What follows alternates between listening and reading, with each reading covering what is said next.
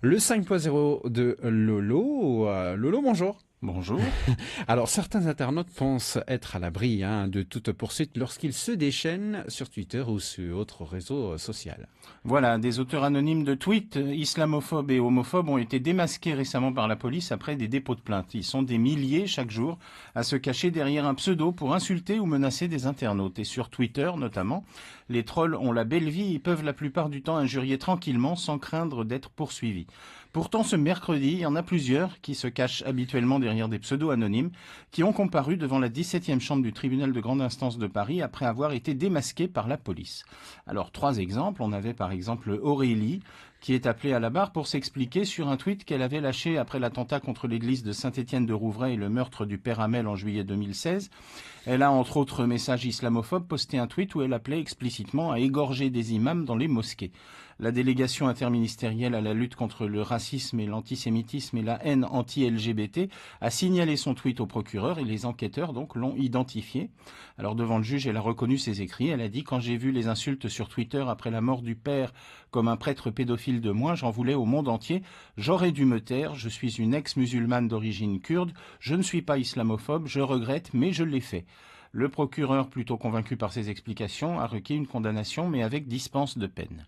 Parmi les autres ex-anonymes de Twitter qui étaient poursuivis, il y avait Christian et Nadia.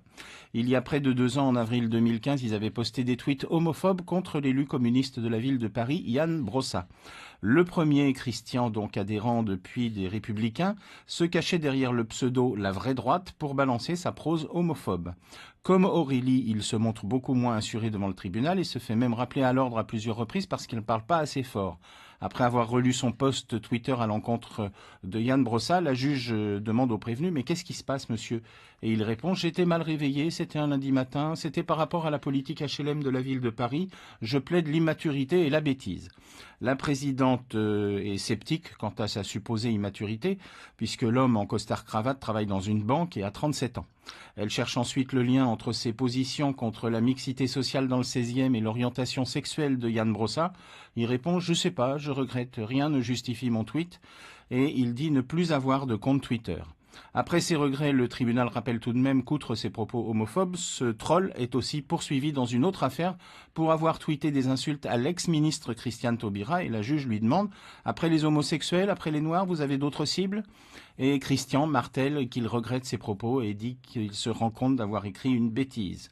Yann Brossa, la victime, n'est pas dans la revanche. Il demande un euro symbolique en guise de dommages et intérêts et le procureur lui requiert 2 mois de prison avec sursis.